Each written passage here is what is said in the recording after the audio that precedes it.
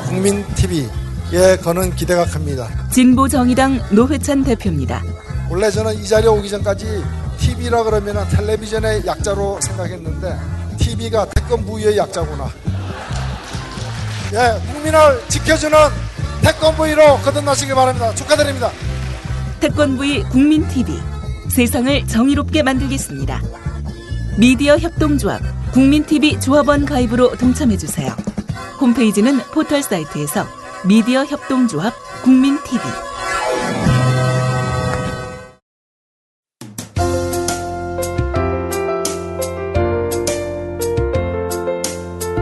정직한 관찰, 따뜻한 대화. 국민TV 라디오 시사 프로그램 정운현의 타임라인과 함께하고 계십니다.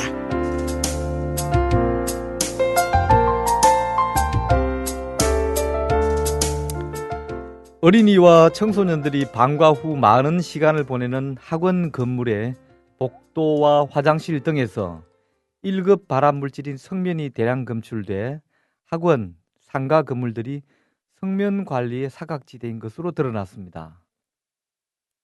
환경보건시민센터와 한국성면추방네트워크는 어제 아파트와 초등학교에 가까운 학원 여러 곳이 입주한 서울 시내 상가 건물 5곳을 임의로 선택해 실태 조사를 한 결과 모두 성면이 검출됐다며 정부와 교육당국의 대책 마련을 촉구하고 나섰습니다.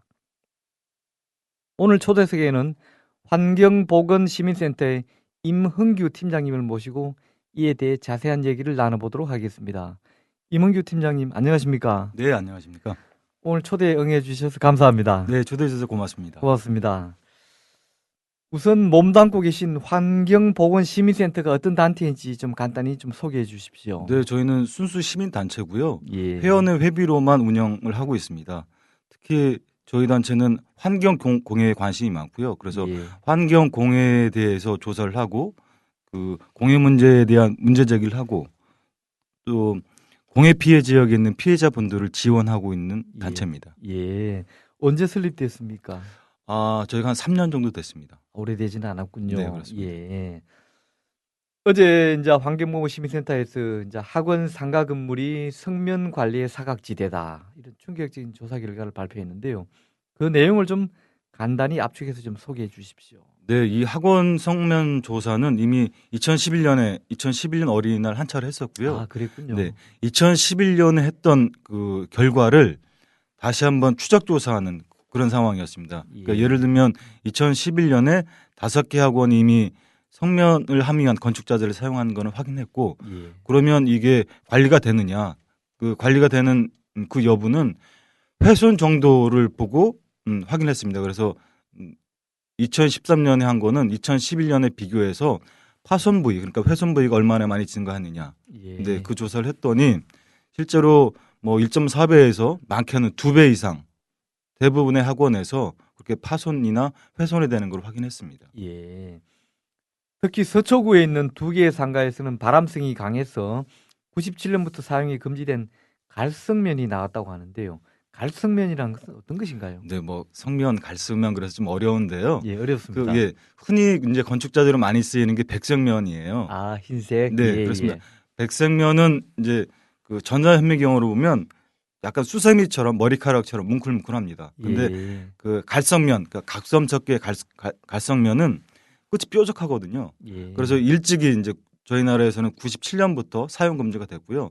백선면은 제일 마지막에 2009년에 사용 금지가 됐습니다. 그러니까 갈성면이라는 게 훨씬 더 위험하니까 일찍 사용 금지를 시킨 거죠. 그럼에도 불구하고 갈성면이 검출됐다는 거는 그 일반 백선면보다 훨씬 더 위험한 물질이다. 예, 그렇게 판단하시면 될 것 같습니다. 예.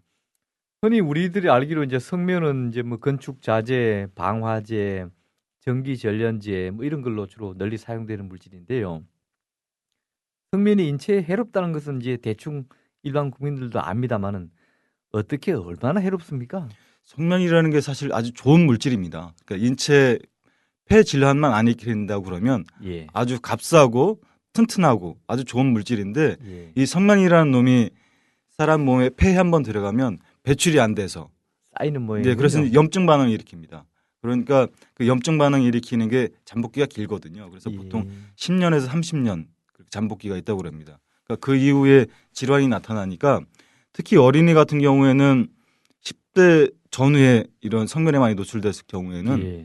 성년이 된 이후에 그러니까 20, 30대나 성면 질환이 알 수 있거든요. 아, 그때 나타나군요. 네, 그러니까 초기에 아주 어렸을 때 노출됐을 때는 이런 특히 학원 같은 경우에는 예. 언제 성면에 노출됐는지조차 모르는 상황인 거죠. 본인이 알 수가 없죠. 네, 그렇습니다. 예.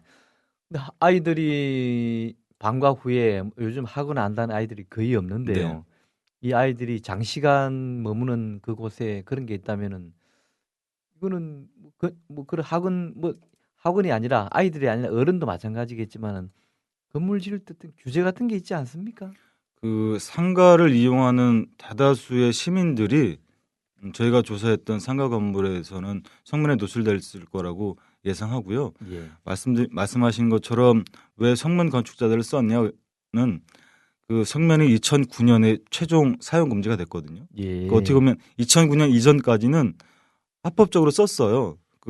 또 성면이라는 제품이 KS 규격으로도 예. 제품이 생산됐었거든요. 그러니까 그 이전에 흔히는 건축자재로는 한 2003년 이전에 지어진 건물은 성면 자재를 주로 많이 썼고 2003년 이후에는 그나마 좀 비성면 자재로 사용하고 있는 상황입니다. 그러니까 당연히 2003년 이전에 지어진 상가 건물에서는 성면을 함유한 건축 자재가 당연히 있는 거죠. 예. 지금 현재는 성면 사용이 전면 금지되어 있습니까? 네, 그렇습니다. 성면 사용은 수입, 제조, 유통이 금지되어 있는 상황입니다. 아, 그렇습니까? 네. 이게 혹시 뭐 일반인들이 흔히하는 석고 보드 이런 거하고 비슷한 것입니까? 그- 그거하고 큰 차이가 있습니까? 저희한테도 민원이 많이 오는데요. 성면하고 오해해서 오는 민원인데 석고보드 또는 유리섬유 관련해서 이게 성면이다. 예. 그래서 고발이나 민원을 하고 있습니다. 예. 근데 석고보드나 유리섬유는 성면을 대체하는 물질입니다. 아, 그렇습니다. 네, 그렇게 인체에 이해하시면 크게 피해는 없습니까? 전혀 무해하다 그런 건 아니지만 예. 성면만큼 유해한 물질은 아닙니다. 거기 센터에 오는 민원 중에서는 어떤 것들이 주로 많이 있습니까? 성면을 많이 쓰고 있는데 또는 성면을 불법적으로 제거를 한다. 예. 또는 성면을 불법적으로 뭐 버린다, 폐기한다. 그런 내용이 주로 많고요. 저희가 특히 공해 문제를 많이 다루다 보니까 예. 폐기물 관련해서 또는 일반적인 환경 공해 관련해서 민원이 많은 편입니다.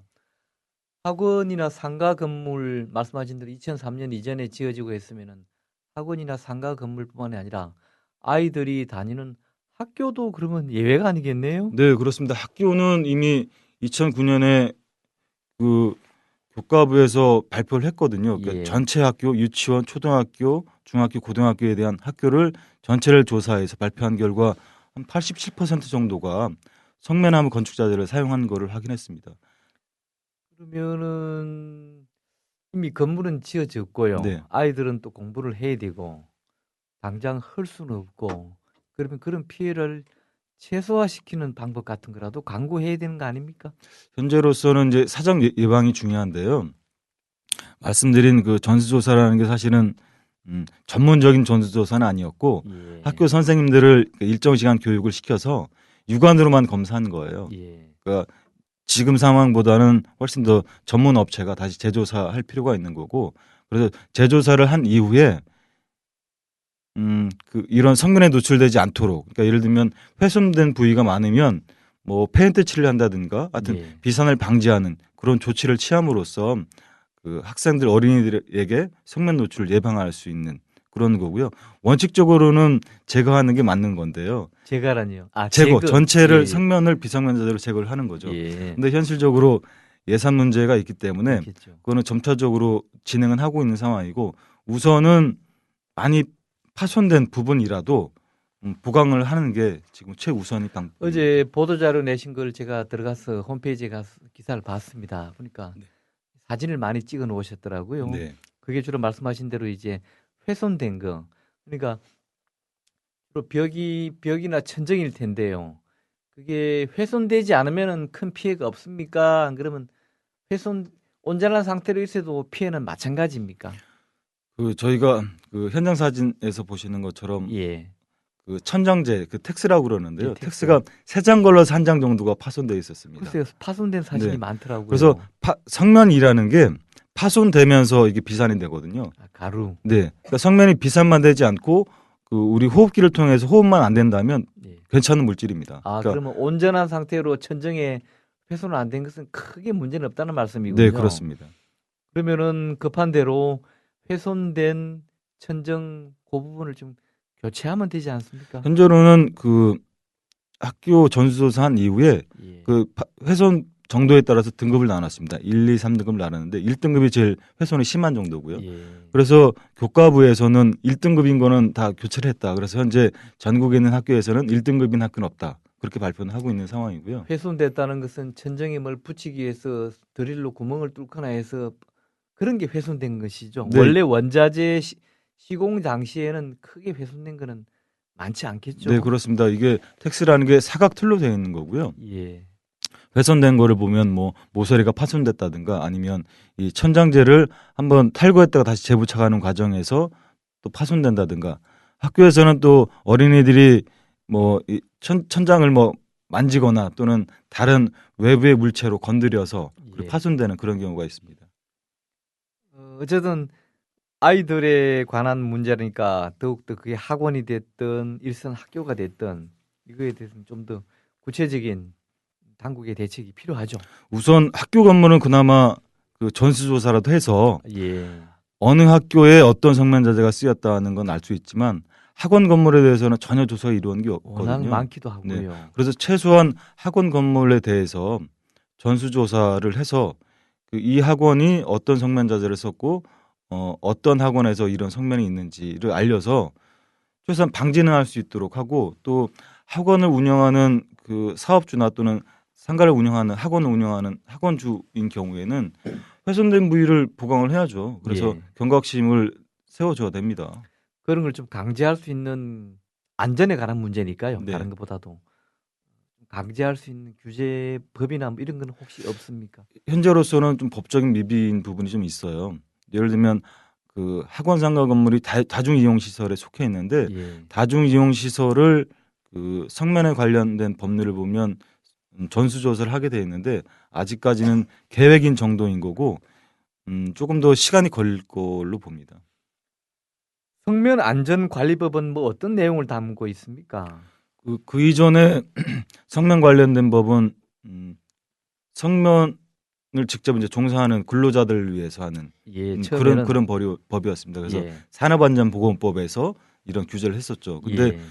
이게 성면이라는 게 사실 근로자뿐만 아니라 일반 시민들에게도 성면이 노출되면 피해를 입기 때문에 그래서 성면안전관리법이 시행된 거고요. 예. 그래서 성면안전관리법은 일반적인 환경에 대한 피해를 주로 많이 다루고 있습니다. 그래서 건축자재 이외에 다른 뭐 광물질에 속해 있는 성면이라든지 또는 다른 그 일반적으로 하는 그 작업장 외의 성면 뭐 예. 그런 부분까지 포괄을 내서 성면안전관리법이 포괄된 법으로 지금 시행되고 있는 상황입니다. 건축 자재로서의 성면을 대체하는 자재들이 많이 있습니까? 네, 그건 이미 뭐 개발된 지 오래됐고요. 그러면 이게- 이제 뭐 진짜 성면을 금지시켜도 뭐 업계에도 큰 피해 같은 게 전혀 없겠군요. 네, 그렇습니다. 그 대체 물질은 이미 그 금지되기 이전부터 대체 물질이 개발되어 있는 상태였었고요. 단지 예산 핑계만 대고 있는 상황이어서 이게 뭐 학원이나 학교 건물 관련해서 계속 예산 핑계만 대면 노출된 거를 뻔히 알면서 예. 방치하는 상황밖에 안 되는 거거든요. 그래서 예산 핑계보다는 성면의 피해를 오랜 시간 동안 성면 관련된 질환을 통해서 성면이 진짜 위험하다는 걸 누구나 다 알 수 있는 상황이거든요. 그래서 피해 예방을 위해서라도 필히 이 성면을 제거한 비성면자재로 제거하는 게 빠른 시일에 하는 게 예산은 어디서 예산 타령을 합니까? 어느 부처에서요? 뭐 부처별로 다 그렇습니다. 예를 들면 성면안전관리법은 환경부에서 하거든요. 예. 학교 성면은 또 교육부에서 교육부에서 하고 있어요. 그러니까 각 부처별로 서로 약간 책임 떠넘기기 또는 핑계를 대고 있는 상황이죠. 또 환자 문제는 복지부에서 또 네, 관여하고 그렇습니다. 그러니까 어찌 보면 이런 것이 부처마다 진짜 떠넘기하기 딱 좋겠네요, 그죠? 이게 성면 피해자가 우리나라에 많이 있거든요. 얼마나 그래서 됩니까 그 수가? 그래서 성면 피해자들을 위해서 성면 피해 구제법이라는 게 2011년부터 시행하고 있어요. 예. 그래서 현재 확인된 건 아마 1,000명 이상이 성면 피해를 인정받아서 구제를 받고 있는 그런 상황인데요. 초기에 성명피해구제법이 시행되기 전에는 이제 법 제정되기 위해서 이제 조사를 하잖아요. 예. 초창기에서는 1년에 한 1,200에서 1,500명 정도를 예상했습니다. 근데 현재로는 지금 2년이 지났음에도 원래 예상했던 숫자 정도밖에 안 되는 거죠. 예. 그래서 원래 예상했던 숫자들이 적극적으로 신고를 하지 않거나 또는 적극적으로 아직 찾아내지 않거나 예. 뭐 그런 상황인 걸로 보이는 거고요. 그래서 성면 피해자들은 흔히 볼 수 있고 지금 같이 그 우리 일반 시민들하고 같이 공존하고 있다는 게 분명한 사실입니다. 성면 피해자들은 약간 아이들의 경우 이제 그런 환경이 좋지 않은 학원이나 이런 데서 피해자가 생겨날 텐데 그 이외의 사람들은 되게 어떠한 형태에서 어떠한 환경에서 피해자가 발생합니까? 그 성면 피해자를 신고한 분들은 이제 환경성 조사를 하면서 예. 성면에 대한 노출에 대한 거를 작성을 합니다. 신청을 할 때요. 예. 그런데 자기가 예를 들면 뭐 성면 광산 지역에 근무하지 않거나 아니면 이런 작업장에서 전혀 근무하지 않았다. 전혀 그 성면 관련된 일을 관계없다. 하지 않았다. 그런 분들이 상당히 많아요. 그럼 어디서 그분이 그렇게 오염됐을까요? 예를 들면 뭐 재개발 지역에 근처에 사시다가 노출된 예상만 하는 겁니다. 먼지 이런 걸로. 네, 그렇습니다. 그리고 특히 학교에서도 그럴 거라고 예상되는데요. 뭐 10대에서 20대에 있는 성매 피해자도 발생하거든요. 예. 근데 그런 어렸을 때 노출됐을 걸로 봐서는 학교나 학원 그런 정도에서만 노출될 수 있는 상황이니까 실제로는 이 성면 노출이 우리 일반적으로 성면자들 너무 많이 썼기 때문에 어디에서 노출되는지 잘 모르는 수도 있어요. 그런 정도이군요. 네. 예. 온갖 군데 건축물에 다 들어가 있으니까. 네, 그죠? 그렇습니다. 아까 성면 피해 구제법 얘기를 하셨는데요. 법에서는 구체적으로 어떤 구제를 해주고 있습니까? 그 처음에 성면 질환부터 말씀드렸어야 되는데요. 아, 그래 주십시오. 네, 네. 예. 성면 질환은 이제 다 대부분 폐질환인데 예. 악성 중피종이라는 게 있습니다. 그 중피종은 암 중의 일종인데요. 예. 성면으로만 발생하는 병입니다. 그래서 악성 중피종에 걸렸다 그러면 성면에 노출됐다 그렇게 보시면 되는 거고요. 예. 그리고 성면 폐암이 있고요. 성면 폐증이라는 게 있습니다. 그 성면 폐증은 흔히 하시는 진폐증 이랑 같은 건데 예. 진폐는 이런 석탄이 들어와서 진폐를 일으키는 건데요. 성면 폐증은 성면이 들어와서 그 폐에 성면이 박혀 있는 거죠. 그래서 성면 폐증 크게 세 가지를 구분할 수 있습니다. 예. 근데 이 세 가지 모두 성면 폐 질환은 고칠 수가 없어요. 주로 폐만 네, 질환을 그렇습니다. 일으킵니까? 예, 폐 질환입니다. 예. 그래서 한번 호흡을 통해서 들어온 성면은 폐에 박혀서 배출이 안 되기 때문에 계속 질환을 앓고 있는 거죠. 폐는 잘라낼 수도 없잖아요. 잘라내면 사망하는 거잖아요. 그러니까 위 같은 그렇습니다. 거는 뭐 일부 절제도 하지만은 네. 폐에 붙으면 건 정말 그거는 방법이 별로 없군요. 네, 그래서 예후가 특히 더 안 좋은 상황입니다. 폐 질환에서. 그래 그런 분들에게 성면 피해 구제법에서는 어떤 구제를 해주고 있습니까? 사실 이게 충분한 보상은 아니고요. 예. 일시적인 구제 정도인 거고 그래서 이것도 사실 예산 때문에 약간 구제 형식으로 되어 있지만 보통은 말씀드린 그 악성 중피종이나 성면 폐암 같은 경우에 총액 기준으로 해서 예. 대략 한 3천만 원 정도를 구제하는 상황입니다. 전문 병원 같은 게 있습니까? 성면 관련해서 초창기에는 2000년 초반까지만 해도 성면 관련해서 성면 질환을 판단하는 그런 의료진이 사실 많지는 않았었는데요. 예. 그 환경부에서 성면 환경센터라고 지정을 해서 병원을 지정했습니다. 그래서 전문적으로 성면 질환을 확인하고 있습니다. 아까 말씀하신 그런 폐 질환에 걸리면은 질환이 확인된 상태에서 네. 얼마 정도로 보통 살다가 사망합니까? 그 악성 중피종 같은 경우에 환경부 자료를 보면 6개월에서 2년. 아유 빠르네요. 예후가 그런 거고요. 중환병이군요. 예, 대개 생존 기간은 2년을 잡고 있습니다. 예. 그래서 구제법에서도 구제를 하면서 그 진단받고 이후 동안에 예를 들면 요양이라든가 그런 기간을 한 2년 정도로 산정하고 있어요. 되게 폐 질환 이런 게 상대적으로 조금 그래도 병이 확인돼도 사는 기간이 좀 되는데 이 병은 정말 치명적인 병이에요. 네, 일반적인 폐질환하고 달리 성면으로 일어나는 폐질환은 잠복기 동안에 그러니까 10년이나 30년 악화된 동안에 형태로 발병하는군요. 계속 염증 발현이 그동안 일으키다가 예. 딱 질환이 나타나는 거거든요. 그때는 그러니까 이미 손색이 넣었군요. 네, 그렇습니다. 아무튼 그 얘기를 들어보니까 말씀하신 대로 한번 걸리면은 특별한 치료약도 없는 것 같고요. 그리고 또 병이 발병하면은 오래 살지도 못하고 바로 죽음에 이른다고 하니 정말 성면 다들 주의해야 될 것 같습니다. 네, 그렇습니다. 국민 TV 라디오 시사 프로그램 정운현의 타임라인을 듣고 계십니다. 지금은 초대석 시간입니다. 네, 오늘 초대석에는 임흥규 환경보건시민센터 팀장님을 모시고 얘기 나누고 있습니다. 임 팀장님, 네. 우리 이제 일부에서는 성면 피해, 성면 노출권을 얘기를 주로 나눴습니다만 이번에는 화제를 좀 돌려보겠습니다. 네. 오늘 신문에 보니까 가습기 살균제 피해 문제로 몇몇 신문에 아주 비중 있게 보도가 됐던데요.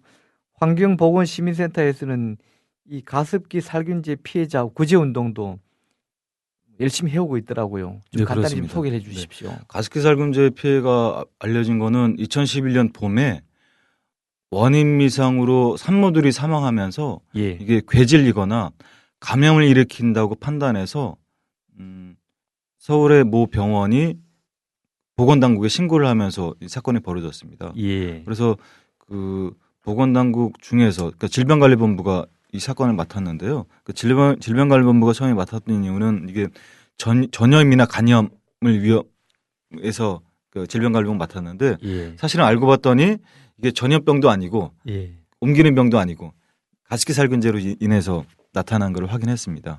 아니 근데 가습기 뭐 우리 병실에서도 있고 집에서도 어린 아이를 키우거나 뭐 노약자가 있으면 가습기 틀어놓는 곳이 가정이 들어 있는데요. 네. 가습기에 살균제가 인체에 해롭다는 게 상식적으로는 잘 납득이 안 되거든요. 저희도 처음에 가습기 살균제 문제를 거의 그러니까 정부가 발표하면서부터 초기부터 했는데요. 그러니까 예. 2011년 8월 30일 날 정부가 이 가습기 살균제가 원인 밀줄이다 추정하면서 발표를 하면서 저희도 그때부터 이 피해자 접수를 쭉 받았고 예. 그랬었는데 가습기 살균제라는 게 애초에는 가습기 통 내부에 그 물때가 많이 끼니까 어떻게 보면 세정 형태로 이제 개발한 겁니다. 그래서 예. 그 살균제를 세정제를 넣고 물을 한번 헹궈서 버리고 뭐 그런 상황인 거죠. 그러니까 쉽게 얘기하면 가습기 살균제라는 게 얼마나 위험하냐면 어떻게 보면 그 물에다가 농약을 넣고 가습을 내서 사람이 마셨다. 그렇게 그 표현할 수 정도입니까? 있습니다. 예. 아니 세정제가 그러면 농약 정도의 그런 강력한 무엇이란 말씀입니까? 네, 그렇습니다. 말 그대로 가습기 살균제인데요. 안에 있는 그 세균을 살균한다 그런 겁니다. 그러려면 세야 되겠군요. 네, 그러니까 살균제가 폐에 들어와서 폐를 살균시키는 거죠. 그러면 이게 가습기에 살균을 한다는 것이 결과적으로 가습기를 사용하는 사람을 네, 그렇게 됐습니다. 그래서 초기에는 그 산모들의 피해만 확인했다가 예. 저희가 추가로 그러면 집에서 산모만 쓰느냐, 그러니까 산모랑 같이 있으면 애기들도 같이 있을 같이 테고, 있죠. 그러면 일반적으로 뭐 어른들도 쓰는 분도 있을 예. 테고, 그러면서 초기에는 산모 피해만 발생했다가 그 다음에 산모랑 같이 있던 어린 아이들도 같이 저 피해 신고가 됐었고요. 그런 이후에는 가습기 살균제를 쓰는 연령이나 성별에 관계없이 예. 가습기 살균제에 많이 노출된 사람들은 대부분 다 폐질환을 걸렸습니다. 지금은 이 가습기 살균제 사용할 수 있습니까 없습니까? 가습기 살균제가 그 2011년에 문제가 되면서요. 2011년 11월에 강제 수거를 했습니다. 예. 그래서 시장에서 완전히 퇴출됐고요. 예. 다행히 그래서 2012년 이후에는 가습기 살균제로 인한 폐손상 질환이 한 명도 발생하지 않고 있습니다. 그러면 가습기에는 사용하다 보면 아까 말씀드린 대로 그 뭐가 생기지 않습니까? 네. 아까 그 뭐라 말씀하셨죠? 물때. 네, 물때요. 네.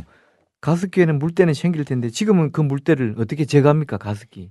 원래 그냥 가습기를 청소하는 거죠. 일반 그 세정할 수 있는 세정제로 세정제를. 청소를 하는 겁니다. 근데 그 살균을 시킨다는 명목으로 가습기 물하고 희석해서 쓰게 만들었던 거죠. 예. 업체들이. 그래도 저도 어제 관련 기사를 좀 찾아보니까요. 이 가습기 살균제를 쓰다가 폐질환에 걸린 피해자가 386명. 네. 그중에 120명, 즉 한 3분의 1이 사망했더라고요. 이것도 엄청난 숫자입니다. 네, 그렇습니다. 아직까지 정부가 공식 집계한 자료는 2011년 현재 예. 총 피해 건수는 34명, 사망은 10건. 이게 정부의 공식 왜 입장입니다. 이렇게 큰 차이가 납니까? 지금 말씀하신 300여 건 그리고 사망이 120여 건 이거는 질병관리본부하고 저희 환경보건시민센터에 가습기 살균제를 써서 어떤 손상을 입었다고 주장하면서 신고를 한 거고요. 그래서 예. 아직 이 연관성이 밝혀진 건 없습니다. 그러니까 일방적인 이제 신고였던 거고요. 그래서 이 연관성을 밝히기 위해서 폐존상위원회를 구성했습니다. 예. 그래서 폐존상위원회에서 이 연관성 관련해서 밝힐 예정입니다. 아직은 밝혀진 건 아니고요. 네, 그렇습니다. 예.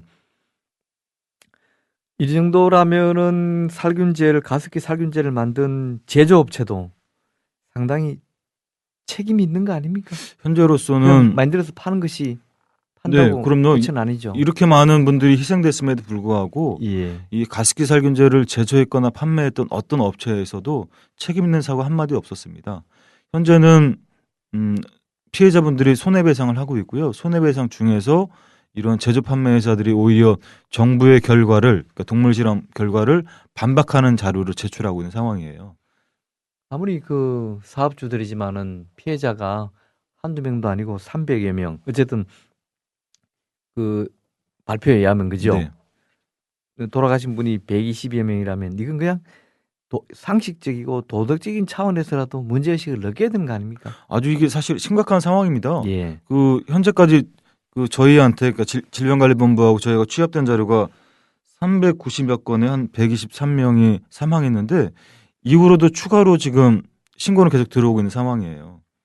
그러니까 지금까지 신고하신 분들은 그나마 적극적으로 자기의 피해를 알리는 분들이었지만 대부분의 피해자분들은 내가 내 가족을 죽였다 그런 죄책감이 상당히 많습니다. 그럴 수 있겠네요. 그래서 피해 신고하는 것 자체를 또는 이런 가습기 살균제를 떠올리는 거를 어려워하는 그런 상황이 많습니다. 악몽으로 네, 생각하겠습니다. 그렇습니다. 그래서 피해 신고를 자발적으로 알리려고 하는 노력이 좀 덜한 상황이고 그래서 지금 피해 규모보다는 더 많은 피해 규모가 있을 거라고 보고요. 그럼에도 불구하고 이렇게 많은 피해가 났음에도 이런 제조 판매회사 특히 대형 마트에서는 PB 제품 형태로도 판매를 많이 했거든요. 예. 근데 그런 PB 제품에서도 그 희생자가 상당히 많이 남았어요. 그럼에도 불구하고 전혀 책임 있는 사고가 현재까지 없는 상황입니다. 이걸 그냥 그 업체들에게 뭐 양심에 맡겨서가 아니라 사회적인 압박이 좀 필요할 것 같은데요. 언제든지 누구든지 그 이런 걸 사용할 수 있고 또 그 네. 피해자가 될 수 있다면은 그냥 이렇게 방치할 수 있는 것만은 아니죠. 현재로서는 이게 가습기 살균제라는 명칭부터 좀 약간 잘못된 거잖아요. 세정을 하면서부터. 그래서 정부의 입장은 이 가습기 살균제가 관리의 사각지대였다. 예. 그렇게 표현하고 있고요. 이런 거 만드는 회사가 어디입니까? 대표적으로 옥시싹싹이라고 옥시. 네. 옥시. 외국계 회사입니다. 예. 그 제품이 유명한 제품이고요. 그리고 애경 가습기 메이트. 애경이라는 회사도 유명한 회사죠. 그렇죠. 애경요. 네. 그리고 세퓨라는 제품은 유럽에서 원료를 수입했다고 그럽니다. 예. 그래서 세퓨는 그 인터넷에서 주로 판매를 했었고요. 예. 이외에도 뭐 홈플러스, 이마트, 롯데마트, 코스트코 이런 대형 마트에서는 자체 PB 상품을 판매를 했습니다. PB 상품이란 건 무엇인가요? 그러니까 예를 들면 이마트인 경우에 이마트 이름을 써서 예. 제조는 이런 소규모 기업에서 뭐 일종의 OEM식 원료로 OEM을 공급받아서 예. 포장해서 판매를 그런 했었죠. 식이군요. 어제 6일이죠. 질병관리본부에서 가습기 살균제 피해 의심 260명 정밀조사를 재개하겠다. 이건 어떤 의미입니까? 재개라는 게 참 저희가 보면 참 답답한데요. 예. 좀 전에 말씀드린 것처럼 가습기 살균제 피해 신고가 많은데 그 피해 신고를 연관성을 밝히기 위해서 폐존상위원회가 지난해에 구성돼서 진행하고 있다가 예. 폐존상위원회에서는 이 추가적인 조사를 해야 된다. 예를 들면 본인이 그 가습기로 인해서 손상을 입었다고 주장은 하지만 예. 입증할 만한 자료가 없는 분들이 상당수가 있었어요. 예. 예를 들면 엑스레이라든가 CT라든가 의무 기록이라든가 그런 게 없었는데 제일 중요한 건 사실 CT가 제일 중요하다고 봅니다. 그러니까 예. 임상적으로 그 이전에 가습기 살균제 피해자의 폐하고 지금 신고 들어와 있는 폐하고 유사하냐 보기 위해서는 CT가 제일 필요한 거죠. 그래서 비교 제품 비교할 게 있어야죠. 네, 그래서 폐손상 조사위원회에서는 추가 조사할 때 추가 보완으로는 CT 촬영이 필요하다 그렇게 제안을 했는데 복지부에서 그 제안을 거부를 했습니다. 왜요? 그 법적인 근거가 없다. 예산이었죠. 그래서 폐손상 조사위원이 총 사퇴 의견을 복지부 장관에게 제안을 했습니다. 그러니까 그러면서 이제 얼마 전에 복지부 장관 면담이 있었잖아요. 예. 그 면담에서 주된 내용은 사실은 그 폐손상 조사위원회에 그 추가 보완 조사라는 거를 해주겠다. 예. 그거였습니다. 그러니까 사실은 원점이에요. 그것이 이것입니까? 네, 그렇습니다. 예, 좋습니다. 뒤에 관련 질문이 더 준비되어 있습니다. 최근 국회에서 가습기 살균 피해자 구제를 위한 결의안이 채택됐더군요. 네. 내용을 좀 소개해 주십시오. 국회 심상정 의원이 대표 발의한 결의안이군요. 결의안인데요. 예. 이 본회의에서 그 재석위원이 한 213명 중에 198명이 찬성을 해서 압도적으로 했습니다. 그래서 예. 여야 구분 없이 이게 결의안이 채택됐는데요. 예.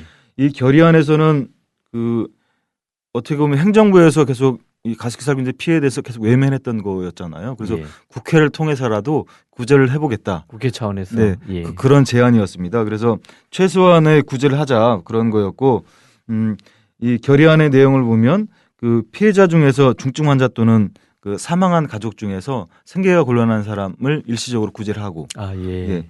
또 한 가지는 경증인 환자에 대해서도 그 경증인 피해자도 많이 신고가 돼 있거든요. 그래서 예. 경증인 것도 실제 경증인지 판단을 해야 될 근거 자료가 있어야 되잖아요. 그런 경증인 피해 사례에 대해서도 조사를 하자 그런 상황입니다. 경증은 어떤 형태로 나타납니까? 우선 그 가습기 살균제 이제 명칭 자체가 폐 손상이잖아요. 폐 손상이요. 네, 아까 그거하고 비슷하군요. 다 폐군요. 네 그렇습니다. 그래서 경증인 분들은 폐렴을 호소하거나 또는 천식을 호소하는 분들이 있어요. 그래서 예. 폐까지는 아니고 호흡기까지의 질환을 호소하는 분들 계시죠. 근데 실제로 이분들이 이런 엑스레이나 CT를 찍은 분들이 아니에요. 예. 그냥 일반 동네 병원이나 그 정도에 가서 진찰을 했더니 뭐 천식이 있습니다, 폐렴이 있습니다. 그 정도만 했던 정밀 거죠. 검사는 네. 하지 않으니까. 네, 예. 그래서 이분들은 경증인 분들도 어떻게 보면 추가 보완을 위해서라도 이런 CT 촬영이 지금 필요한 상황인 거죠. 이제 국회에서는 최근에 앞서 소개드린 대로 이제 결의안을 채택했고 시민단체에서는 가습기 살균제 피해 구제법 이걸 지금 또 별도로 제정을 요구하고 있죠. 어떤 네. 내용입니까? 그 앞서서 내용? 말씀드린 것처럼 성면 피해 구제법이 있는 것처럼 이 가습기 살균제에서도 최소한의 정부가 구제는 해줘라 그런 의미에서 구제법을 제안을 했었던 거고요. 그래서 지난 4월 29일 그 환경노동위원회에서 구제안 관련해서 환경부의 추경 예산으로 200억을 추경 예산을 하는 법안을 제시를 했습니다. 예. 근데 최근에 그 언론을 통해서 알려진 것처럼 그 예결위에서 200억이 50억으로 깎였습니다. 예, 모 의원이 또 힘썼더군요. 네, 그렇습니다. 그래서 이게 아직 50억도 그나마 확실한 50억도 아닌 거고요. 예. 그 50억으로 이미 준비 중에 있는 상황인 거죠. 예.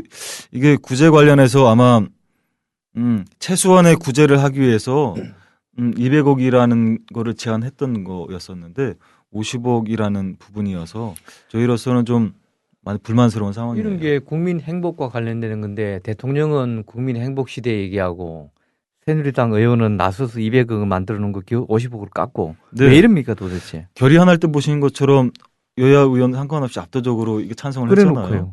그러면서 실제로 예산 편성할 때는 이렇게 예산을 대폭 삭감하는 거에 대해서 저희도 참 불만이 많은데 그야말로 약자들인데요. 왜 그런지 사실 잘 이유를 모르겠습니다. 저희도 좀 답답한 이 상황이에요. 피해 구제법에는 구체적으로 어떤 걸 담고 있습니까? 그 성매 피해 구제가 모태가 돼서요. 일시적인 예. 구제를 한다 그런 거고요. 예. 이것도 관련해서 분류를 해서 사망자, 중증 피해, 그 중증 피해 중에서 폐의식한 분들이 사실 상당히 많아요. 예. 근데 폐의식 같은 경우에는 폐의식 보통 1억에서 뭐 2억 정도까지 이식 비용이 들고 그런 이후에 계속 이제 치료비가 드는 상황인데 말씀하신 것처럼 저희가 우선 이 구제법에서 보통 1인당 한 1억 정도에 대한 그러니까 예를 들면 이런 그 폐식 같은 경우에 예. 그 정도는 해야 된다 해서 그렇게 추산을 했었던 거거든요. 근데 이게 대폭 삭감하다 보니까 이게 근거가 많이 없어 희색된 거죠. 액수가 줄거나 수혜자가 대상이 줄거나 네, 하겠네요. 네. 폐이식을 해야 될 정도가 됩니까? 폐가 완전히 손상이 돼서 그럼 누구의 폐를 이식합니까? 그래서 폐 공여자의 폐를 이식하는 겁니다. 그래서 저희한테 폐이식을 받으신 분들이 상당수 있고요. 그렇습니까? 다행인 것은 폐이식은 이제 성인이 이제 폐이식 받고 다만 영유아인 경우에는 폐이식 공여자가 없을 뿐더러 예. 받기도 힘들어서 대부분 영유아는 그대로 사망하고 사망이었군요. 그랬습니다. 아, 오늘 참 그 성면 노출 또 여기는 또 가습기 살균 피해 참 답답한 또는 우울한 소식을 지금 우리가 지금 얘기를 나누고 네, 있습니다. 그렇습니다. 저희 단체가 주로 하는 게 환경 공해를 하다 보니까 주로 예. 폐를 손상되는 그런 활동을 주로 많이 하고 있는 환경 피해, 환경 공해 피해가 대개 폐 손상이 많은가 보군요. 네, 그렇죠. 그러니까 일반적으로 호흡기를 통해서 유해 물질이 들어오는 아, 게 폐 손상을 일으키다 그렇군요. 보니까 폐 손상이 많은 상황입니다. 근데 이제 이 가습기 살균제 피해 구제와 관련해서 그 대표님도 광화문에서 1인 시위하는 것도 봤는데요. 네. 이게 최근에 뭐 100며칠 이어서 연달아 1인 시위를 하시는 거 해오신 걸로 제가 사이트에서 봤습니다만은 네. 근데 이게 일반인들한테는 글쎄요 피해자가 인구 전체에 비해서는 많지 않아서 그런지 그렇게 널리 알려져 있지는 않은 것 같아요. 네, 좀 약간 그런 측면이 있는데요. 저희가 1인 시위를 시작한 거는 작년 5월부터 시작했습니다. 예. 왜 했냐면 그 작년 5월 경에는 이 가습기 살균제 문제가 사회적으로 많이 잊혀지는 그런 단계였어요. 예. 그래서 그 이 중요한 문제가 잊혀지는 게 안타까운 심정에서 저희가 1인 시위를 하게 됐습니다. 그래서 1인 시위는 저희가 처음에 저희한테 사례가 접수된 게 174건이었습니다. 그래서 예. 1인 시위를 그 174일을 계속하면서 한 건 한 건별로 사례를 알리는 그런 1인 시위를 했습니다. 그래서 피해 사례 1번 하고 밑에는 이분이 어느 병원을 다녔고 어떤 폐 손상을 입었고 언제 돌아가셨고 그런 거를 광화문 내거리에서 시민들한테 알리는 그런 1인 시위를 했었고요. 그래서 174차례가 끝난 이후에는 추가적으로 접수된 사례도 많았고 그래서 예.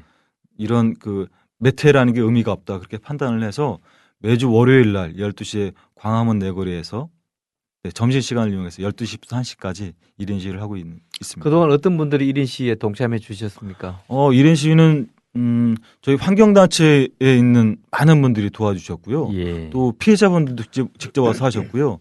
또 1인 시위하는 기간에 그 대선도 있고 그래서 저희가 그 광화문 내거리에 보면 이순신 동상 앞에 보면 예, 거기 사시대요. 1인 시위하는 분들이 많이 있어요. 그래서 예.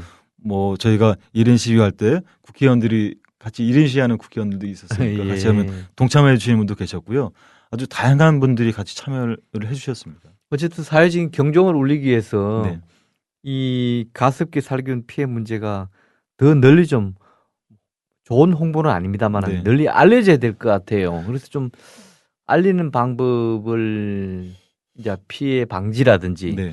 또는 이미 피해를 입었다면 피해 구제라든지 그런 거에 대해서 좀 더 노력을 해 주셔야 될 것 같아요. 최근에는 언론을 통해서 몇 개 언론사에서 피해 사례를 집중적으로 사례별로 보도하는 그런 사례가 있고요. 저희는 가습기 피해자 사진 전시를 지금 하고 있습니다. 그래서, 어디서 하고 있습니까? 처음에는 광화문 해치마당에서 했었고요. 예. 그러고서 국회의원회관에서도 했었고 지금 예. 현재는 서울대학교 보건대학원 1층 로비에 사진이 전시되어 있습니다. 그렇습니까? 네. 유사한 얘기입니다만은 화학 물질의 유해성과 위해성의 체계적인 안전 관리 체계를 마련하는 화학 물질의 등록 및 평가 등에 관한 법률, 일명 화평법. 네. 이 지난달 30일, 4월 30일 재계와 환경부의 반대에 부딪혀서 누더기로 국회에 본회의를 통과했다고 들었는데요. 구체적으로 어떻게 누더기가 됐습니까? 사실 화평법은 오래전부터 준비되어 있던 법안입니다. 예. 그런데 화평법이 가속도가 붙는 이유 중 하나는 아이러니하게도 가습기살균제가 역할을 했습니다. 아, 예. 이 화평법이 관리는 사실 환경부에서 하는 건데요. 예. 지금 가습기살균제문들은 복지부에서 다루고 있잖아요. 예. 어쨌든 그 화학물질 관련해서 가습기살균제처럼 이런 피해를 재발을 방치해야겠다. 그래서 그 화평법이 가속도가 붙어서 지금 계속 진행되고 있는데요. 그 누더기 관련해서는 그 화평법에서 중요하게 다루고 있는 거는 그 화학물질을 판매하거나 하는 사업자들이 그 제조 수입 사용하는 사업자들이 그 용도나 양을 보고하게 되어 있습니다. 예. 그런데 이 부분에서 사용이라고 하면 두 글자를 빼버렸죠. 네, 그래서 화학물질을 사용하는 특히 이제 가습기살균제를 예를 들면 그렇습니다. 그러면 가습기살균제 피해 성분이 밝혀졌음에도 불구하고 현재는 그렇지만 이 화평법을 기준으로 하면 이 화학물질 성분을 밝히지 않아도 되는 예. 그거가 돼버린 거죠. 그래서 안고가 빠지심이네요. 네, 그렇습니다. 그래서 다른 화학물질을 많이 쓰는 업체에서는 이게 오히려 자기한테 이득이 되는 그런 상황이 된 상황입니다. 최근에 불산 유출 사고라든지 네. 잇따라 그죠. 화학물질이 단순히 어떤 공장 내에만 사고가 나도 피해가 국한되는 것이 아니라 네, 그렇습니다. 인근 주민 또는 네. 어떤 일대 한 지역에 큰 피해를 주는데 이런 화평법이 이렇게 재계와 환경부의 반대로 누더기가 됐다는 것은 참 납득하기 어렵네요. 그러니까 제가 말씀드린 것처럼 가습기살균제 재발 방지 위해서 화평법이 지금 제정되고 있는데요. 예. 재발 방지 절대 못합니다. 왜요? 이 상태에서는 그 화학물질을 관리할 수가 없는 상황이에요. 예. 그러니까 가습기살균제를 예를 들면 그렇습니다.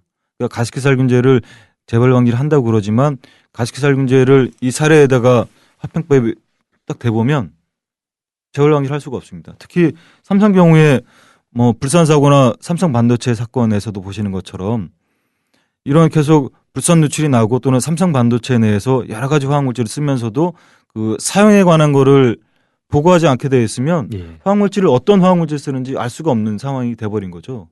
가습기살균제 사건도 마찬가지입니다. 화학물질을 그러니까 아주 나쁜 말로 하면 그 가습기살균제 안에 농약이 들어있는데 농약이 어떤 농약이 들어있는지를 아직까지 밝히지 않아서 가습기살균제 사건이 일어난 거거든요. 예. 일반 시민들이 가습기살균제에 농약이 들어있다. 그렇게 했으면 가습기살균제를 사용했을 리가 없지 않겠습니까? 그렇죠. 네. 그래서 화학물질을 어떤 화학물질이 들어가 있는지 어떤 용도로 쓰고 있는지 그런 게 밝혀져야지만 이게 국민의 안전을 지킬 수 있는 거죠. 그 화평법의 취지는 그런 취지였습니다. 화평법이 이렇게 누더기로 통과된 것을 두고 최대 수혜자는 삼성 반도체다. 뭐 이런 네, 비아냥 섞인 말이 나오고 있는 이유는 그런 때문인가요? 말씀드린 것처럼 화학물질 사용을 감출 수도 있고 또는 보고하지 않아도 되기 때문에 그런 상황이 된 거죠. 시민단체에서는 그러면은 지금 임 팀장님 계신 이런 단체 같은 데서는 화평법 아직 이게 시행 공포가 안 됐죠, 참 이제. 네, 그 화평법하고 유사한 유해화학물질 관리법도 지금 국회에서 똑같은 상황으로 누더기 처리되고 있는 상황입니다. 그래서 그 유해화학물질이나 화평법에서 같은 그 유해물질, 화학물질을 다루고 있는 상황이어서요. 저 오늘 인터뷰가 끝난 다음에 예. 국회에 가서 오늘 퍼포먼스를 할 예정입니다. 예. 퍼포먼스의 제목은 소 읽고도 외양간도 못 고치냐. 네. 그런 기자회견 형식의 퍼포먼스를 할 예정입니다. 이미 그러니까 말씀하신 대로 많은 피해자가 났는데 이제라도 법적인 뒷받침이 되어서 재발 방지를 해야 되는데 그것마저 못하고 있다는 말씀이군요. 맞습니다. 가습기살균제 불산 사태가 다 재발 방지를 하기 위해서 이런 화학물질, 유해물질을 관리하겠다 그런 거였었는데요. 이렇게 누더기로 처리하면 재발 방지 절대 못하는 법안이거든요. 그래서 거기에 대해서 항의하기 위해서 오늘 국회 앞에 있을 예정입니다. 어쨌든 뭐 임 팀장님 오늘 국회에 그런 시위를 가신다지만 법이 공포되기 전에라도 네. 지금 그런 핵심이 빠진 거라면은 뭐 다시 재논의해서 이른바 공포되기 전에도 재개정이라고 하는데요. 이런 운동을 좀 강력히 펼쳐야 될 것 같습니다. 현재로서는 저희 환경단체가 할 수 있을 만큼의 노력은 하려고 그러는데요. 워낙에 이 화학물질, 유해물질이 재개의 압박이 세다 보니까 예. 현재로서는 좀 힘에 부딪히는 상황입니다. 뭐 성면뿐만이 아니라 우리 주변에는 그 뭐 건축 자재에서 비롯된 다양한 그런 피해들이 있는데요. 이런 인체에 유해한 물질이 우리 주변에 넘쳐나고 있는데 이들로부터 나 자신과 가족의 건강을 지키기 위한 효과적인 방법 같은 게 있다면 팁을 하나 소개해 주십시오. 사실은 없습니다. 그러면 안 되는데요. 아쉽게도 없는데요. 저희가 이런 이제 환경 공해 피해 관련해서 여러 가지 조사하면서 확인했던 거는 예. 우선 제일 필요한 거는 사전 예방이에요. 그 저희가 활동하는 것도 사실은 어떻게 보면 사후 대책인 활동을 하고 있고 정부에서도 그 사후 대책인 활동을 하고 있어서 사전 예방이 제일 중요한데 사전 예방은 앞서서 말씀드린 이런 그 화평법이나 유해물질 관리법으로 사실 사전 예방을 할 수 있는 그런 상황이어서 법안으로 사전 예방을 하고 또 한 가지는 위험물질이 있다는 거를 사전에 고시를 하면 예. 그 위험물질을 피해갈 수 있잖아요. 그래서 최소한의 사전 예방의 차원은 어디가 위험하다는 거를 고지할 수 있는 거. 예를 들면 학원 성면인 경우에는 학교 성면인 경우에는 이 학원에 이 학교에 어디에 성면이 들어있다는 거를 최소한 고지를 하면 거기는 피할 수 있다. 그래서 사전 예방이 중요하다고 생각합니다. 끝으로 짧게요. 환경보건시민센터에서 주력하고 있는 사업이 있다면 한두 가지 소개해 주십시오. 계속 말씀드린 것처럼 저희가 뭐 성면, 뭐 초미세먼지, 뭐 시멘트 공해 그런 걸 하고 있고요. 또 한 가지는 저희가 그 환경운동연합 바다위원회하고도 같이 활동을 하고 있는데 그 시민들이 알고 있는 제돌이 아시죠? 예, 제돌이. 그 제돌이 방사활동 또는 그 돌고래 보호 운동, 예. 그리고 그 바다 관련해서 그런 활동도 같이 하고 있습니다. 예. 오늘 임 팀장님 여러 가지 좋은 말씀 감사합니다. 네, 고맙습니다. 지금까지 임흥규 환경보건시민센터 팀장님과 함께 얘기 나눠보았습니다. 국민